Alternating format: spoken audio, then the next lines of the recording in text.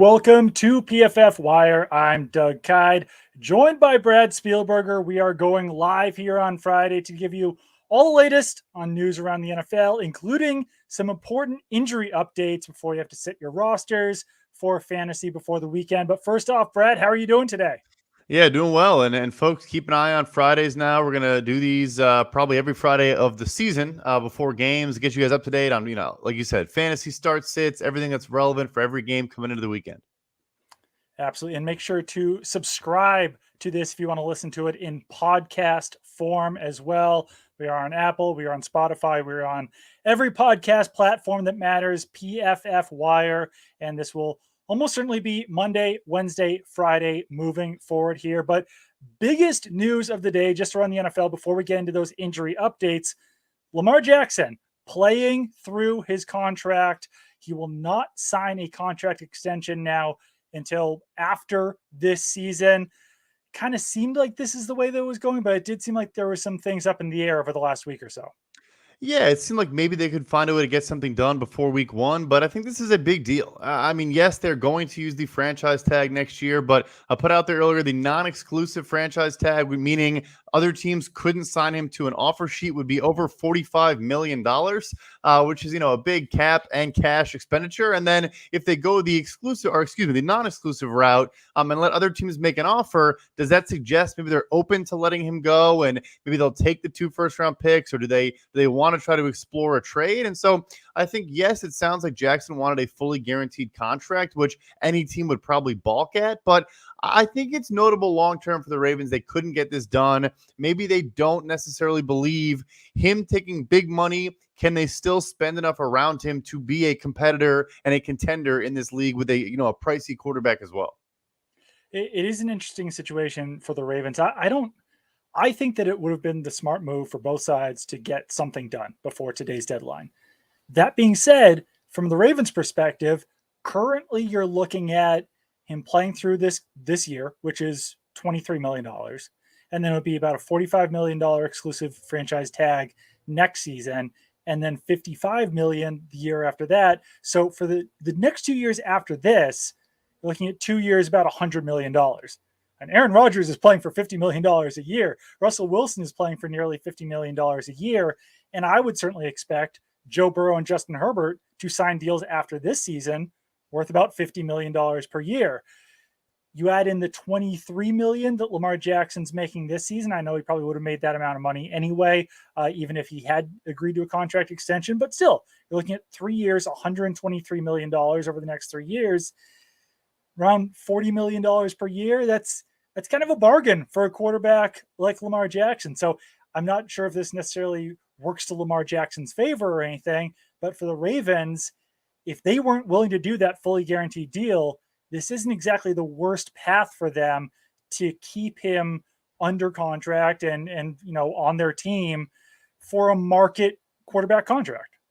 Yeah, it's basically a fully guaranteed deal, but they're going year by year instead of committing what probably would have been at least 105 million fully guaranteed. I say that because Kyler Murray got 103 or so fully guaranteed at signing, and then probably about $170 million in total guarantees when they sign the deal. Instead, they're saying, yeah, we might reach that point, but we're going to go year by year. We're going to see how it plays out. Jackson can certainly benefit. Obviously, guys like Kirk Cousins have taken this risk, Dak Prescott, so on and so forth, and it's paid off in the end. But there is protection here for Baltimore, and I think this season is huge because it might dictate what ultimately happens. There is still, the decision has not been made, I think, either direction. I think 2022 will have a lot of say in what happens.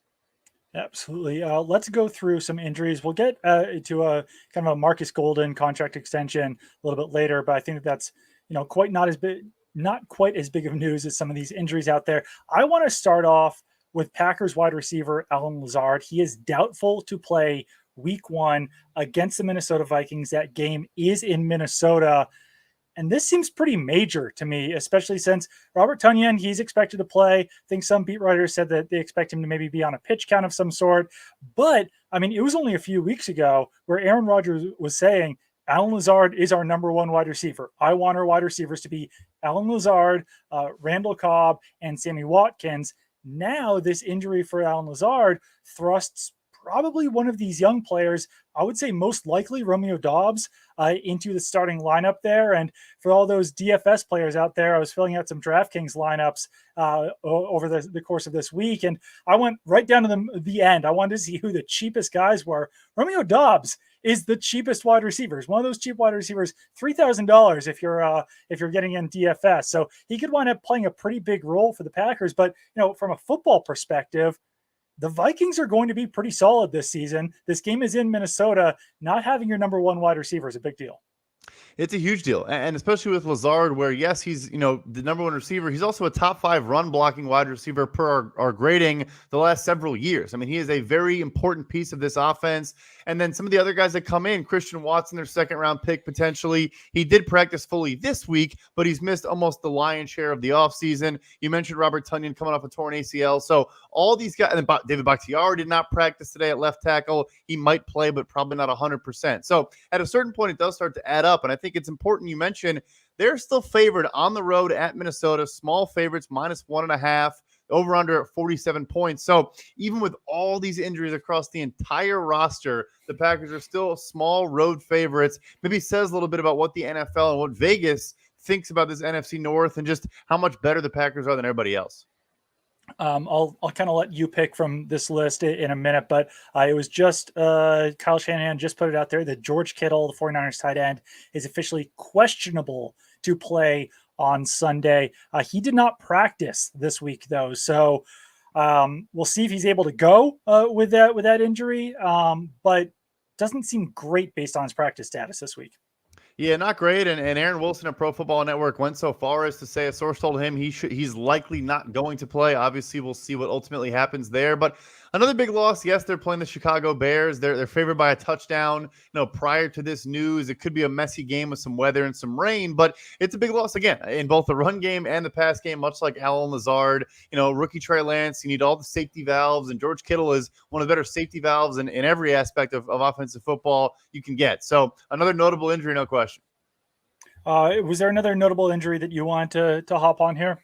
Yeah, I think the Arizona Cardinals, they just keep mounting in Arizona, and I think the loss of Rondale Moore earlier today it was 50-50. It sounds like now he is officially out for this Sunday. They're hosting the Kansas City Chiefs. DeAndre Hopkins is obviously suspended for the first 6 games.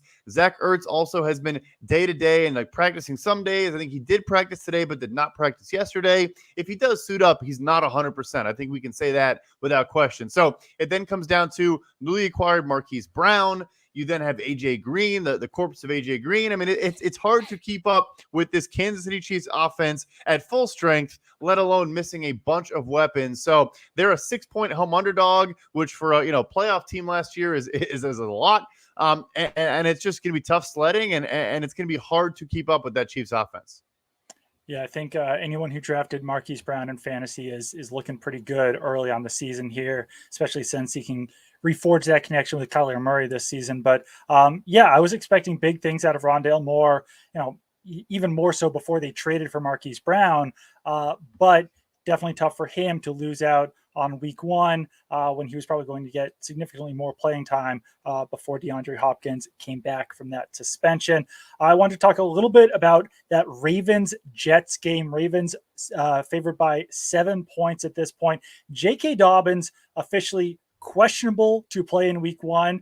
J.K. Dobbins and everyone from his camp has been extremely optimistic for his week 1 status. The Ravens haven't been quite as optimistic about it. He's been limited in practice for weeks now. So, it would certainly help the Ravens to have J.K. Dobbins, but at the same time, they might want to play it safe with him since he did have a pretty serious knee injury last summer. But on the Jets side as well, Dwayne Brown, their starting left tackle, now out. We'll see what happens there. They might have to shift George Fant back over to left tackle. And it sounds like, based on what head coach Robert Zoll was saying, could be a situation there for Dwayne Brown where he's out beyond week 1, and this could kind of become a lingering issue for the Jets. Yeah, just terrible luck for the start of the season for the Jets. And you mentioned the Ravens. I think an indicator there was when they signed Kenyon Drake very quickly after he was let go by the Raiders. They have Mike Davis in the building already, but I think maybe a signal that they still felt they needed multiple guys because Gus Edwards is not ready and Dobbins is close, but maybe not ready to go at this point in week 1. Well, I'll continue on our injury, kind of update with all these guys across the NFL. Miles Sanders, same with running backs for the Philadelphia Eagles. It's been in question if he's going to play almost the entire last couple of weeks. He is supposedly good to go with a full workload. The Lions had our lowest graded run defense in the NFL last year, so a big mismatch and potentially a guy that, yes, he's fallen a lot in fantasy drafts and hasn't been as highly touted, but he still averaged 5.5 yards per carry last year behind a great Eagles offensive line. I think he could be a sneaky play as a guy that, maybe not a lot of people roster in DFS and stuff like that, but apparently ready to go for week 1. Definitely. I've heard good things about Kenny Gainwell there as well in Philadelphia. So they had one of the best run games in the NFL last season and could wind up being the same way this year too. I want to give some good injury news. Christian McCaffrey, good to go against the Cleveland Browns on Sunday. Deontay Johnson, Steelers wide receiver, also good to go. And this one I find pretty interesting. Giants wide receiver Sterling Shepard, also good to go this week. And that Giants wide receiver core, I'm pretty fascinated to see how everything shakes out there. We've talked at length about Darius Slayton before. They had to, kind of reduce his salary to keep him on the team. But seems like there's 4 starting caliber wide receivers there for Daniel Jones and Wan'Dale Robinson, Kadarius Toney, Kenny Golladay, and now Sterling Shepard. So maybe they kind of ease Sterling Shepard back after he tore his Achilles last year. But I'm just pretty fascinated to see who out of that group of 4 winds up being the odd man out for New York this year. Yeah, somebody's got to be. And Shepard is similar to Toney and Wan'Dale. They're kind of slot. They can also play a little bit on the outside. And Golladay obviously is a different type of wide receiver. I guess you took some positive ones. I'll pivot back to some more pessimistic updates. So Drake London for the Atlanta Falcons. They listed as their number 1 wide receiver on their depth chart as a rookie, the 8th overall pick. Apparently going to go through a workout tomorrow, and then the team will make a decision of whether or not he can play. Has a knee injury, obviously broke his ankle last year at USC before coming out in the draft. So he's an interesting one to keep an eye on. And then sticking in the NFC South, the Tampa Bay Buccaneers. These ones are going to be frustrating because they are playing on Sunday Night Football against the Dallas Cowboys. So if you're a fantasy guy trying to figure out your lineup, if you're taking a risk on Chris Godwin, who is a true game-time decision, and Russell Gage, who is questionable, you might not have an option if they do eventually sit, and then you're sitting there trying to scramble, trying to add a Broncos or Seahawks player on Monday night or whatever the case may be. So some pessimism there. They obviously still have Mike Evans and Julio Jones, an embarrassment of riches for Tom Brady in Tampa Bay. Definitely some more injury updates out there, not quite as fantasy relevant, but Colts linebacker Shaquille Leonard out. That was expected. He has not been practicing. He started practicing again. I think that he was kind of a full go late in the week, but he did not practice much over the summer. And then Chargers cornerback J.C. Jackson officially doubtful to play against the Las Vegas Raiders. So that certainly helps Devontae Adams in fantasy, but it seems like it's not likely that J.C. Jackson will be playing in that game. One other one I just wanted to throw out there, seemed like the Cowboys at least were pushing some late week optimism for wide receiver Michael Gallup, but he is officially out. I would say, though, with Michael Gallup, from a fantasy perspective, anyone who drafted him, if they were drafting him a few weeks ago, probably expected him to be out a few weeks to start the season. Now it does seem like things are trending a little bit more optimistically for him. Did not start the season on injured reserve. So seems like he's a guy who could be back sooner than later and kind of bail out that Cowboys wide receiver core. But not good news in the interim for Michael Gallup, but perhaps down the road for the Cowboys in general. No, it's a great point. I mean, we need to reassess how we evaluate these injuries and how long guys could be out. Chris Godwin also tore his ACL in December against the Saints, and now 9 months later, he might not play, but a true game-time decision for week 1. He was being drafted as a guy that wasn't going to play for a couple of weeks, and that might not be the case. So one other positive development, Pittsburgh Steelers wide receiver Deontay Johnson will play. Is a shoulder issue. He did say it's going to take some pain management. So again, not 100%, but he will play in that big AFC North matchup against the Cincinnati Bengals. Mitchell Trubisky has all his guys, Deontay Johnson, Chase Claypool, George Pickens, and so on and so forth. So, full systems go in a huge game week 1. If George Pickens lives up to the hype, I know we talked about this earlier this week, but that's one of the sneaky best, collections of offensive playmakers in the NFL. When you throw Najee Harris in there, Pat Freiermuth might take a step forward this season at tight end as well. He was solid as a rookie, and it usually takes those tight ends a few years to really build up steam and become some of the best, tight ends in the NFL. So I don't know. We'll see how Mitchell Trubisky handles it, or we'll see if we get some Kenny Pickett snaps in there eventually. But he certainly has the playmakers in place to have a pretty solid season. Before we go, let's just talk briefly about the Marcus Golden contract extension. This kind of seemed to come out of nowhere, but can you give us kind of the figures on that, and then also the Amani Hooker contract extension that you kind of alluded to in a show earlier this week? Yeah, for sure. So starting out with Marcus Golden, I thought he signed one of the best value deals for any team in the NFL last offseason. He signed a 2-year, $5 million deal with the Arizona Cardinals after returning to the team from the New York Giants. And I want to say he had 11 sacks last year. So dramatically outplayed that deal. Signs a 1 year, sounds like up to $6.5 million extension. Still a good deal. But now with the loss of Chandler Jones, I mean, he needs to be their guy next to J.J. Watt to create some pressure. And then, yes, we kind of had an idea that Amani Hooker, the safety for the Tennessee Titans, might get a deal done before the season began. Alluded to that on Wednesday. Signs a 3-year, $33 million extension with $19.5 million guaranteed and a $10 million signing bonus. A really, really good young player. They become another team that has 2 safeties now, making over $10 million per year, with him next to Kevin Byard, who I want to say was our highest graded safety in the NFL last year. So we've seen a lot of those teams. Think about Buffalo last night, allowing just 10 points to the Los Angeles Rams. They had that duo of Jordan Poyer and Micah Hyde in the back end. No Tre'Davious White last night, playing a 6th-round rookie in Christian Benton, over Kyer Elam, and it wasn't much of a problem against those Rams. So, that it's notable that all these teams are starting to have this trend of, finding and paying these good safeties. I'll throw in one last thing. I saw a comment here. Should they start Michael Pittman or Christian Kirk? I would go with Michael Pittman, the Indianapolis Colts, against the Houston Texans in a dome. No weather issues there. I think he is their clear number 1 option. Alec Pierce, the rookie, their number 2. May take a couple weeks to get him to kind of come along. I would smash Michael Pittman week 1 for sure. Absolutely. And just one last thing before we do go, let's just kind of give our brief takeaways on last night's game between the Rams and the Bills. I was definitely blown away by the Bills. They played even better than I expected them to, and there's a reason why they've been hyped as Super Bowl favorites heading into the season. And I know that everyone was making jokes about Matthew Stafford last night. Certainly not his best game, but I tweeted this out. Matthew Stafford had some terrible games last season. I know that things ended wonderfully for the Los Angeles Rams, but Matthew Stafford just kind of tends to have some of these performances. And if you're a Rams fan, you have to hope that last night was just one of those rather than a sign of things to come because of that elbow injury that he's dealing with. What were your main takeaways from last night's game? Yeah, you got to hope so. He led the NFL in interceptions last year and obviously found a way to work through it and win a Super Bowl. But the release seemed a little bit clunky, and he had a couple balls, not interceptions, that were so off target and just didn't look right. So hopefully not a long-term issue, that pitcher's elbow and all those things. But also, the pass catches outside of Cooper Kupp. Allen Robinson just didn't seem to really get open all that often.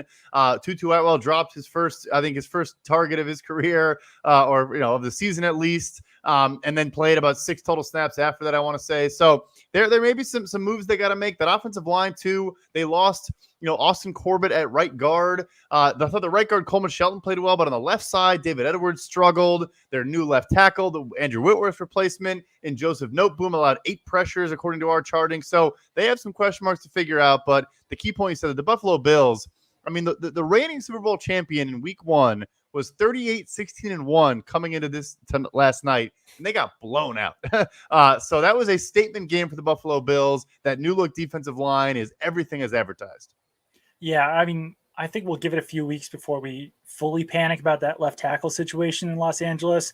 Obviously, they had a really tough test against that Bills defensive line. But, it might be time at a certain point to give Andrew Whitworth a call and say, how do you feel about coming back to play left tackle for us here? A couple other notes. Kyren Williams, the Rams rookie running back, some people thought that he might have a big role in that game. He wound up getting injured on the Rams kickoff after the Bills touchdown, the ensuing kickoff. So he did not wind up playing any offensive snaps at all. Darrell Henderson took the bulk of snaps and carries at running back. Cam Akers barely did anything out there. Akers was dealing with an injury this summer, so maybe that had something to do with it. Maybe they were expecting Kyren Williams to play a big role, and that didn't happen, but certainly notable to see that. As you mentioned, Tutu Atwell barely played. kind of a strange second round pick last year when you see Ben Skowronek playing, the majority of those third snaps at wide receiver for the Rams. And then also James Cook, Bills running back, fumbled on his only snap, did not get back into the game. So, as someone who has James Cook on two dynasty teams, can't say I love to see that, but I got him on one as well. happens. So let's hope he bounces back. All right. Well, he's the official running back of the PFF Wire podcast from here on out. So, okay, keep it on PFF.com for all of your news and analysis. Download the PFF app. Make sure to subscribe to PFF Plus, only $79.99 a year. Follow Brad on Twitter at PFF_Brad. Throw me a follow at Doug Kyed. We've got exciting things coming on this show/podcast coming up this season. So as I said off the top, make sure to subscribe to PFF Wire on Apple, Spotify, anywhere that you get your podcasts, so you can listen to us in the car or wherever you listen to podcasts. All right, we will talk to you guys again on Monday.